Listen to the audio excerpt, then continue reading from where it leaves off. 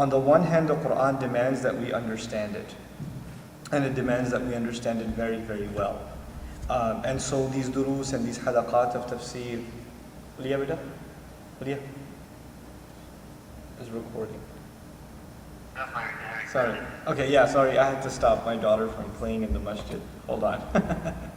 So anyhow, so on the one hand, these halaqat are very important and they're good, but at the same time, I feel like sometimes it turns us into couch potatoes.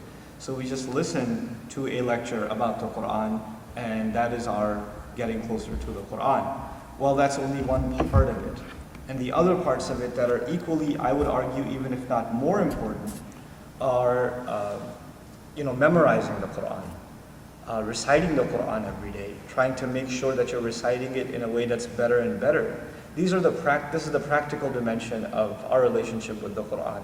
And so when somebody really wants to prepare for Ramadan very, very well, I mean, the first basic piece of advice I would give you, I mean, I'm talking to so many different kinds of people, excuse me. I'm talking to so many different kinds of people right now. Some of you are mothers, some of you are students, some of you are employees. You have different kinds of schedules and different kinds of obligations. So you have to figure this out, this piece of advice out for yourself, how it's going to work specifically. But making time to recite the Quran every day, like put everything else down. And I'm not just talking about the Quran you've already memorized. I'm talking about picking a time in the day, preferably after one of the prayers, like after Fajr or after Isha, good nice times, or after Maghrib even. And this is not after Ramadan starts, but this is from now. And just sitting with the Book of Allah and reciting. If you can't handle a lot, then at least a couple of pages. And you'll notice that you get lazy very quickly. Like you recite a little bit and you start yawning, or you start feeling like I gotta do something else. It's not the couch potato, because you're actively doing it yourself. You're not just sitting back and listening and you can tune out or tune in. You actually actively have to put an effort into reciting the Quran. And this is really where your personal litmus test is going to come to play. How much time really do I enjoy spending with this book? And if you don't get in the habit of reciting it regularly, the next step that I'm trying to advise you of, which is going to be to try and memorize it, that's never even going to start. Forget that road, So the first thing is get into the habit of reciting the Quran every day. I'm not saying this as a replacement of the lectures and the talks and this other stuff. I'm saying that, saying this as a basic practical starting point in your own personal journey with the Quran. And it's something that the scholars among us, the speakers among us, those who don't know much at all about Arabic or Quran or tafsir, all of them are in the same boat when it comes to this. This is something we equally have to give importance to. So just because I've been trying to study at least the Quran for the last decade, doesn't mean that I'm exempt for having to recite the Quran, a decent amount of it every single day. It doesn't make me exempt. It's something I need as much as you need, and even my teachers need. It's not something that anybody will graduate beyond. That's the beauty of this book, that we're never past it. We can't just say, oh, I already recited that page. Oh, I already recited this surah. It doesn't work like that. And Ramadan is a great opportunity for instilling and reinforcing those good habits, inshallah ta'ala. So my first two bits of advice, get in the habit of reciting Quran regularly from now until the beginning of Ramadan, manageable amounts. That's the other thing that I was mentioning in this khutbah of mine last week, is Ramadan comes and we go overboard, right? So there's a person who doesn't even pray. If they pray, maybe they pray at home. And then in Ramadan, for 30 straight days, they come to the masjid and they're there for 8 or 20 taraweeh, exhausting themselves. Halfway into it, they can't even wait for Ramadan to be over. Like they can go back to normal again. This is unhealthy, actually. Now, I'm not saying you shouldn't make 20 taraweeh or 8 taraweeh. Please go ahead. But get into good habits that you can keep alive or bring to life before Ramadan starts, and you can keep them alive after Ramadan is over. So yes, when Ramadan starts, recite a whole juz every day, 2 juz a day if you can. Go ahead. But if you can't handle that after Ramadan is done, then start with something far more manageable. What's manageable and sustainable is far better for you. مَا قَلَّ وَكَفَى. What's little and is enough. What's little and is enough. خَيْرُ الْأُمُورِ أَدْوَمُهَا. خَيْرُ الْأَعْمَالِ أَدْوَمُهَا. The best of the deeds are the ones that are the most constant. And the most constant deeds are the ones that are the most manageable. They're the ones that you wouldn't have to go out of your way to maintain. So first bit of advice, recite Quran regularly from now on, every single day. My personal recommended time is after Fajr. It's a particularly peaceful time and an easy, there's an enjoyment in the Quran, and the barakah of it, you'll enjoy the rest of your day. The blessings of that, you'll feel the effects of it at your work, in school, and whatever you carry yourself doing, you're going to see the benefits of it. And that's one more point on the side that I wanted to make before I share with you the next bit of advice. And that is that we often don't realize the spiritual benefits of praying in the masjid, of reciting the Quran, of ibadah itself, active acts of worship, extra prayers, nawafil. Actually, you guys will know the difference between a prayer that's just a hit and run, literally like you banged your head on the floor a couple of times and made sajda and got the salat out of the way, or you took your time and prayed peacefully. You will notice the difference not only in the prayer, but how you feel that day after the prayer. The day you make it to the masjid to pray Fajr, the day you make it to the masjid to pray Isha, you're going to feel different. You're going to be at a peace that you haven't enjoyed before. And you can, from your past experience, already testify to those differences. It does make, in fact, a difference. And these are some of the joys of Islam. One of the joys of our iman is that we get to taste its fruits even in this life. You don't have to be an advanced scholar or a zahid of some really high spiritual status to enjoy these things. Even if you're not in the habit of regularly praying in the masjid or reciting a lot of Quran, you get started now, you'll start tasting the sweetness of it right away. It's not something you're going to have to wait for. So I pray that all of you get to enjoy that sweetness and get in that beautiful habit, inshallah ta'ala. That's my first bit of advice. The second bit of advice that I want to share with you about the month of Ramadan, again, because keeping in mind that there's all kinds of audiences that are listening to this talk, and you have different family situations, social situations that I can't even imagine. But I do want to make an educated guess that a lot of you belong to families where there are significant family members that aren't interested in religion. They're not very quote-unquote religious. And they don't necessarily care for learning the religion more, learning Islam more, or worshiping more. But even those kinds of members of the family, when it comes to Ramadan, they kind of turn towards the deen a little more than usual.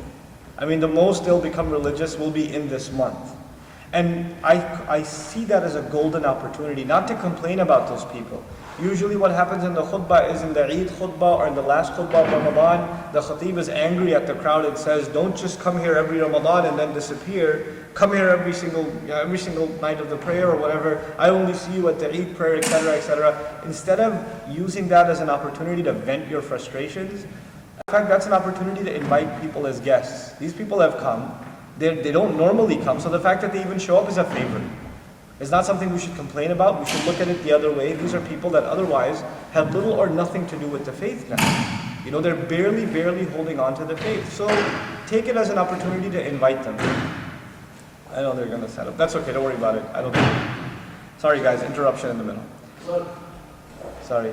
I know Sajid, Asif. Okay. So what I wanted to tell you then is, in your family, if you have a hard time bringing up deen, bringing up a religious conversation, maybe the value, the beauty of prayer, maybe something you recited from the Quran, or you heard something being explained about the Quran that you found particularly beautiful, Ramadan is a really nice opportunity when you go over to iftar at your cousin's house, and you go get invited to that friend's house, or that you invite them over to your house, when you never actually get a healthy opportunity to talk about the religion. Now you get an opportunity. Now you've got a disarmed, a non-confrontational opportunity to speak to your friends and family in a way that's not going to create an argument. You don't want to have arguments and debates in Ramadan. Don't fall into those debates. And don't allow those debates to become dominant in your conversation with others. Ramadan is about getting closer to Allah and maybe doing your part in helping somebody else get closer to Allah. What you've come to appreciate, you help somebody else appreciate alongside you, right? That's what you want to be able to do. So on that note, I want to take you to my third and my final bit of advice that, again, I think applies to myself, and I'd like to share that with you also, inshallah. And that is that, when you talk to folks, you're going to get an opportunity to interact with folks in Ramadan that you don't normally see the rest of the year. Or you don't, like I said, you don't normally get to talk to them about the religion the rest of the year. But you know what, those kinds of people, they have all kinds of interesting and weird opinions about Islam. And they're members of your family. It could be your uncle, it could be your cousin, it could be your grandfather or whatever. So when you do talk about the deen, they'll bring up these tangent, weird ideas of theirs, and then they'll ask you your opinion about them. They'll start, maybe one of your relatives will start criticizing, hadith is all made up, what does that mean anyway? We should just follow the Quran. Or some other will say, well, the Quran talks about alcohol, but it's not the same as beer, so it's okay. And you'll be sitting there going, what are you talking about? Why are you talking like this? And it'll make you upset, because obviously these are some very basic things in the religion, and these people are bringing them up almost as a joke. Or they're bringing up really absurd, ridiculous understandings of the religion that can boil your blood. Here I'm particularly talking to the young in the audience that feel like they have to defend the faith at any cost, even if it means severing family ties. That's the point where you have to put the brakes on your tongue, hold yourself back, and allow the conversation to be steered back in a good direction. I just wanted to talk about getting closer to Allah. I just wanted to talk about how great I felt, how great the recitation of Quran was the other night. Change the subject. Don't go into debates. Don't go into religious arguments. This is not the month to do it. That's not the time to do it. Everybody should walk away with a good taste in their mouth after a conversation about deen in this month. Yes, those issues should be hashed out and they should be discussed, but you find another time to do them. This shaitan is out of the picture right now. These people are ripe for da'wah, and that will entirely depend on your mannerism and your patience and your courtesy with them in trying to deliver that message. And some of the sisters that are listening right now will have to do that with their husbands who are averse to the religion. There are some husbands whose wives don't really like anything to do with Islam. They think like you've become too religious. This will be the opportunity to soften those hearts. There may be your parents. Your parents think you become too religious, you're fanatic, and they're upset with you. They criticize you all the time. And this will be a chance for you to not respond to those things impulsively and become reactionary, but rather to be very, very patient, very calm in your reaction to them, and keep the atmosphere positive and good. Another bit of advice that's tied to this was with family, another bit of advice is with friends. All of us have friends that aren't very religious. Or maybe they're old friends from college or even high school, or they're friends now, and you keep in touch, but you don't really, if you do talk about things, and maybe you talk about sports, you talk about a movie that just came out, you talk about video games, whatever you talk about, you don't talk about deen. This is the month to try to invite one of your friends, hey, come over for iftar, let's go to the masjid and pray. And just, hang out with them. And just pray, even you don't last the entire 20, just go for Isha and bring them back or something. And you don't even have to preach a word, just try to bring them into that environment. Just that environment, and then let Allah do the rest. Maybe they'll just being in a masjid after so long will do something to their heart. It happens, it really does. So you and I are not in charge of changing people's hearts, but we can certainly try to bring them to a good, positive environment. And then if there's goodness in them, and I'm sure there is, it's going to flourish. Allah will allow it to flourish, subhanahu wa ta'ala. This is the month to try and do that, to mend family ties, to help friends come to closer or better company, inshallah ta'ala. And for you personally, as I started my talk with, for you and me, we should have memorized more Quran at the end of this Ramadan than we knew going in. We should have recited more Quran than we had come in with. We have these perfectionist ideas, I'm going to finish the entire Quran 3 times in Ramadan. That intention lasts about a week, and then you run out of gas. Then you say, okay, at least I'll recite the whole Quran once in the month of Ramadan. And you start out like that, but then again you run out of steam.